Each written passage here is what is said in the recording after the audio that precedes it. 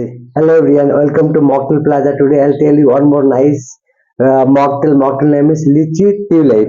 How to make the Litchi Twilight mocktail? First of all, take a shaker glass. Then you have to add lots of ice cube into the shaker glass. Okay. After that, you have to add some lime syrup. Then you have to add some coconut tender syrup. After that, you have to add like 240 ml of lychee juice. This is very fancy mocktail, you can try.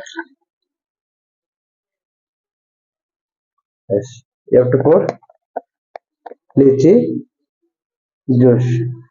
Then you have to squeeze on lemon.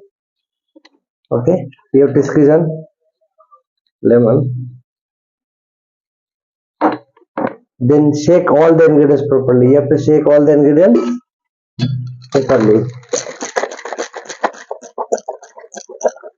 Then you can take any type of tall glass and pour all the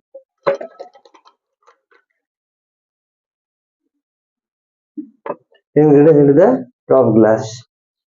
Then simply you have to add some blue Curacao on.